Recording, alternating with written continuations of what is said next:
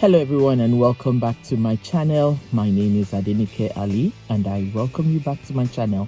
If this is your first time here, welcome and welcome again. Thank you so very much for joining us. To my old family members, my Alli fam, welcome back, welcome back, welcome back, welcome back, welcome back, welcome back. Welcome back again, guys. Thank you so very much for your love as always and for your support.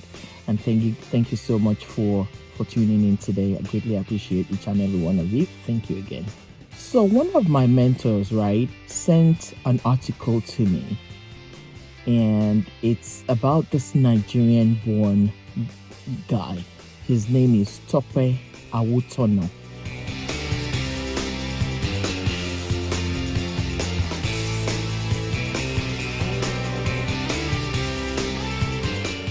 He was born in Lagos, Nigeria. Into a middle-class family. So it's not like, his dad is very rich or successful, and that's why, or he inherited the success. Not at all. He was born into a middle-class family.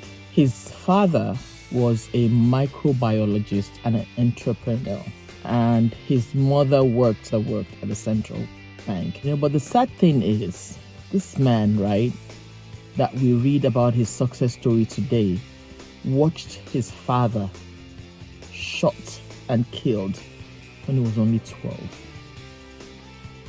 He was only 12 years old. And for him to witness that kind of thing, we all know the kind of nightmares that young boy must have experienced, even as a 12-year-old. But the thing that I admire about him is, despite witnessing that, it didn't stop him or put a dent on his dream. He put his life savings into an app called Calendly, and now he's one of America's wealthiest immigrants, and he's from Nigeria. Tope Awotona is the 40-year-old founder and CEO of Calendly.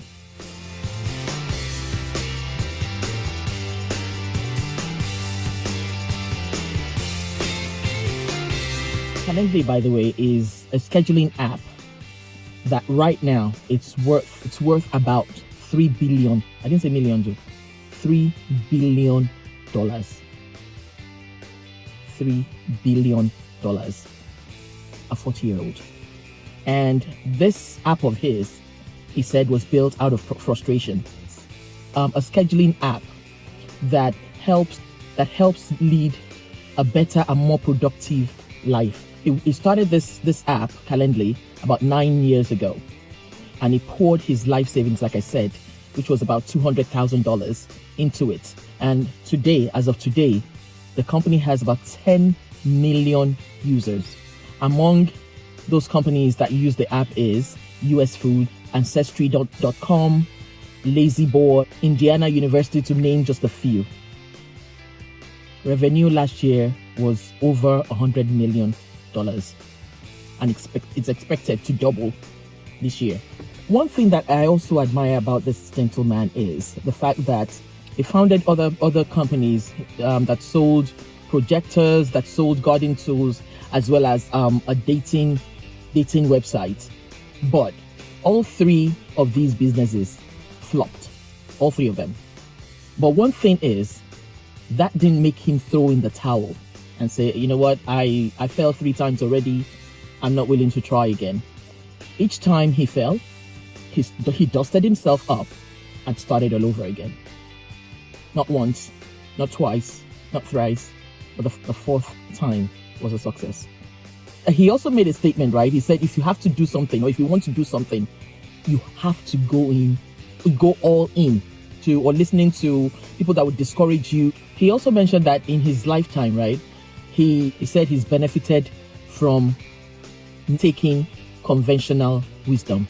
It's benefited him in his personal life as well as in his business.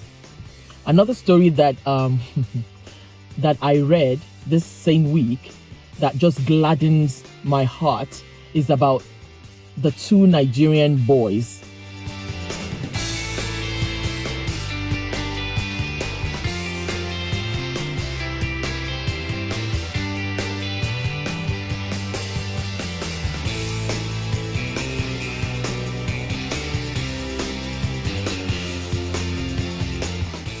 The jollof and stew stand is located in one of the markets in the UK, in London.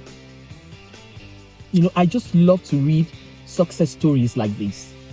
And you have people on queue to buy jollof, not just Nigerians. So.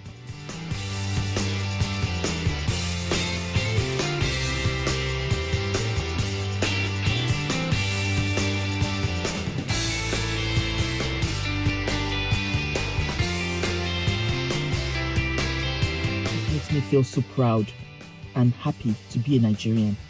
Because me, I like better story. I also love the way we hustle. Nigerians, we dey hustle, I beg.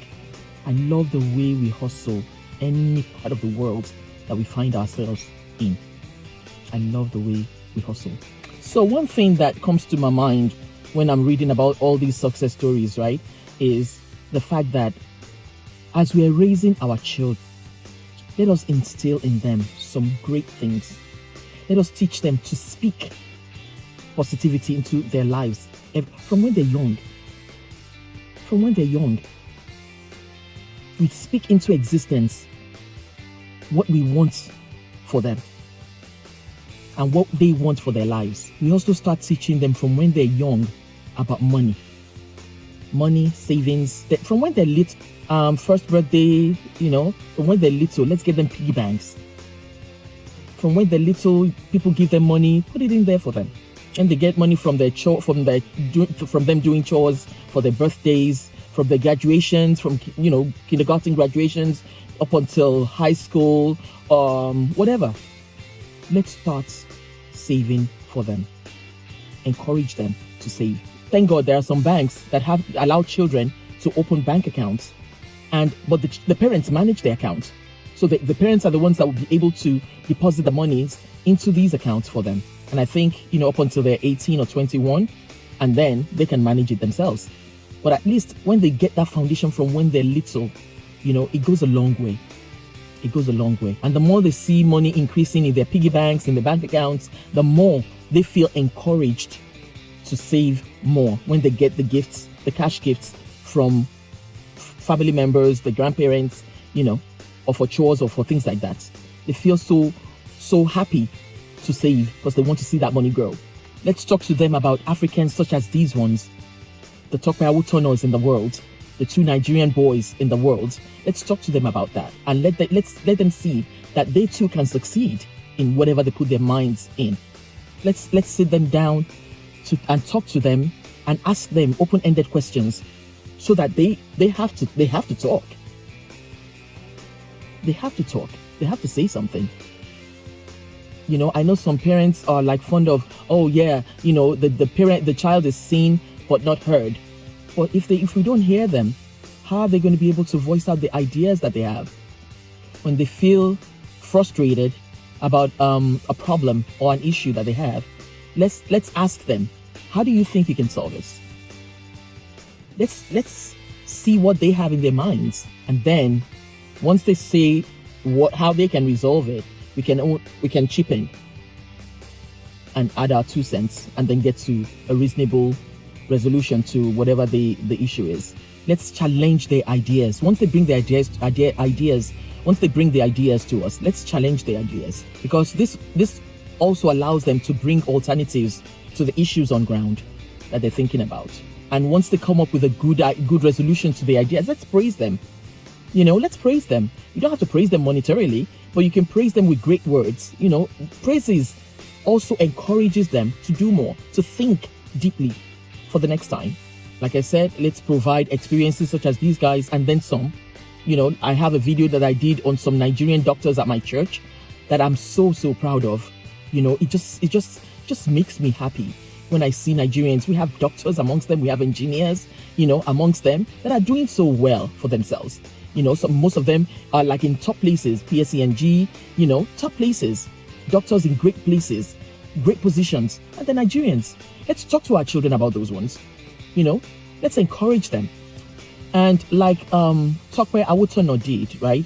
He started 3 separate companies that flopped, right? But he didn't stop there. He continued. He continued looking for ideas on what else to do. Because this Calendly, I read that, came about out of frustration. So in other words, let's encourage our children, even when they fail at something.